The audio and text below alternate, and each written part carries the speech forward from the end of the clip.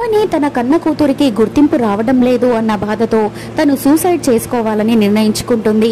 ఎందుకంటే తను చనిపోతే అక్షయ్ను ఆ ఇంట్లో మనవరాలిగా గుర్తింపు దొరుకుతుంది, ఊర్లో అందరూ కూడా అక్షయ్ను గౌరవిస్తారు అని అవని ఈ నిర్ణయాన్ని తీసుకుంటుంది.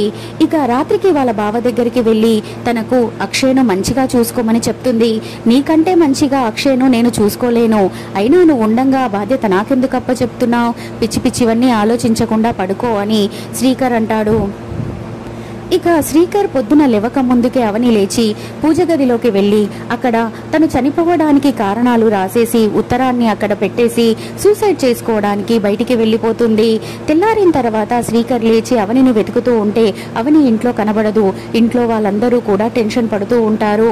అవని గురించి అందరూ వెతుకుతూ ఉంటారు, కానీ తను ఎక్కడ ఇంట్లో లేదు అని అందరూ చెప్పుకునేసరికి కంగారుగా పెద్దిరాజు ఫోన్ కూడా చేస్తాడు, కానీ అవని ఫోను ఇంట్లోనే ఉంటుంది. ఇక ఇక్కడ అక్షయ్ను పెంచిన పంతులు గారు ఇంటికి బయలుదేరుతారు. అవని మాటను కాదనలేక అతను అవని వాళ్ళ అత్తమామలకు నిజం చెప్పడానికి ఆటోలో బయలుదేరుతూ మనసులో ఎన్నో ప్రశ్నలు సంశయాలతో బాధపడుతూ తనకు తానే ప్రశ్నలు వేసుకుంటూ చెప్తూ ఉంటాడు. నువ్వు నా కూతురు లాంటి దానివమ్మా, కానీ నేను నిజంగానే నువ్వు అక్షయ్ కన్న తల్లివి అని చెప్పగానే అక్షయ్ కండ్ల ముందే నువ్వు చనిపోతావమ్మా. ఆ బాధను ఆ చిన్నపిల్ల ఎలా తట్టుకుంటుంది, నేను ఈ నిజాన్ని ఎలా చెప్పాలమ్మా అని కన్నీళ్లు పెట్టుకుంటూ తనను తానే కంట్రోల్ చేసుకుంటూ ఆటోలో అలాగే అవని వాళ్ళ ఇంటికి బయలుదేరుతాడు.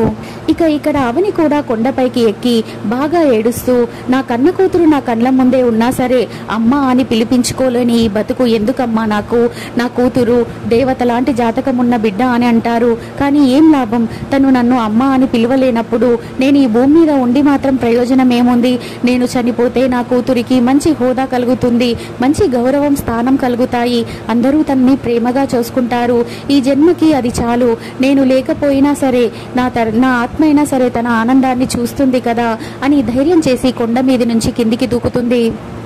అంత పైనుంచి కిందికి దూకినా సరే అవనికి ఏమీ కాదు. అమ్మవారి దయ వల్ల చిన్న గీత కూడా అవని శరీరం పైన పడదు.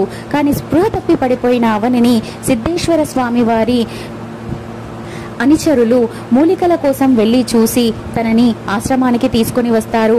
సిద్ధేశ్వర స్వామి అవనిని చూసి శివుని దగ్గరున్న నీళ్లను తీసుకుని తన నోట్లో పోయగానే అవని లేచి కూర్చుంటుంది. నేను ఇక్కడికి ఎలా వచ్చాను అని అనగానే జరిగిందంతా కూడా అనుచరులు చెప్తారు. ఎందుకమ్మా ఇలా చేశావు, అయినా అలా ఆత్మహత్య చేసుకోవడం నేరమని నీకు తెలియదా అని సిద్ధేశ్వర స్వామి అడుగుతూ ఉంటే, నేరమా, ఎలా నేరం అవుతుంది స్వామి, నేను చనిపోతే నా కూతురికి ఒక గుర్తింపు వస్తుంది కదా, ఆ అమ్మవారు నాకు అన్నీ ఇచ్చారు, నాకు నా కళ్ళ ముందే నా కన్నబిడ్డ తిరుగుతూ ఉన్నా సరే నేను అమ్మని అని చెప్పుకోలేను, ఒకవేళ చెబితే నా కూతురు నన్ను అమ్మ అని పిలిస్తే నేను తన కళ్ళ ముందే చచ్చిపోతాను, ఆ బాధని నా బిడ్డ ఎలా తట్టుకుంటుంది, అందుకే నేను ఈ నిర్ణయం తీసుకున్నాను అని అవని ఏడుస్తూ చెప్తుంది.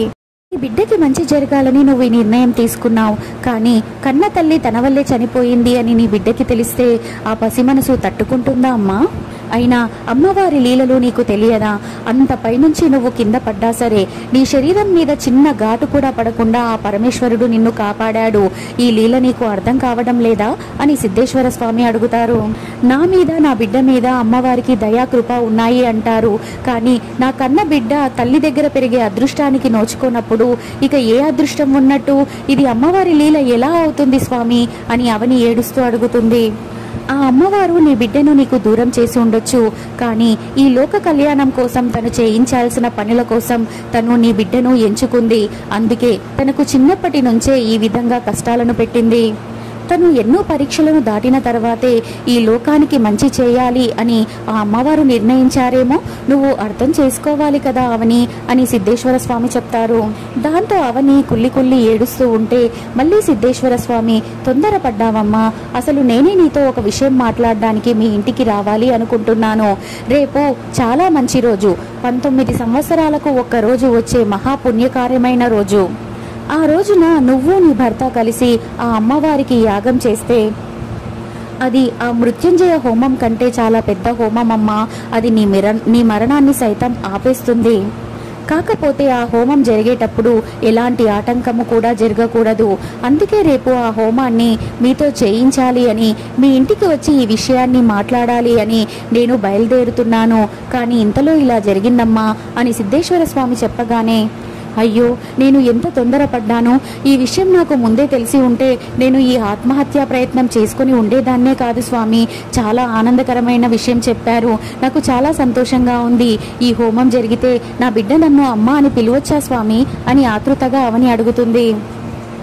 చెప్తున్నాను కదమ్మా, ఏ ఆటంకం జరగకుండా ఈ హోమం జరిగింది అంటే ఆ అమ్మవారి కృప నీ మీద నీ బిడ్డ మీద ఉన్నట్టే. అప్పుడు నీ బిడ్డ నిన్ను మంచిగా అమ్మ అని పిలవచ్చు అని దీవించి సిద్ధేశ్వర స్వామి అవనిని పంపించేస్తారు. ఇక ఇంటి దగ్గర అందరూ కూడా అవని గురించి టెన్షన్ పడుతూ ఉంటే, అవని ఏమైనా చిన్నపిల్ల, అంతలా టెన్షన్ పడతారేంది, బయటికి వెళ్ళింది తిరిగి వచ్చేస్తుందిలే అని నిహారిక వెటకారంగా మాట్లాడుతుంది. నా భార్య నీలాగా కాదు, తను చాలా మంచిది, ఏ విషయమైనా చెప్పే వెళ్తుంది అని శ్రీకర్ గట్టిగా అడుగుతాడు. నీ భార్య నీకు చెప్పకుండా వెళ్తే నా భార్యను నువ్వు తిడుతున్నావేంటి అని కృష్ణ నిహారికను వెనకేసుకొని వస్తాడు. పెండ్లాం చెప్పే ప్రతిదానికి తల ఊపే నువ్వు నా భార్య గురించి మాట్లాడాల్సిన అవసరమే లేదు అని శ్రీకర్ గట్టిగా వాదిస్తూ ఉంటాడు. మరి అక్షయ్ను పెంచిన నారాయణమూర్తి ఇంటికి వచ్చి ఏ విషయం చెప్పబోతున్నాడు?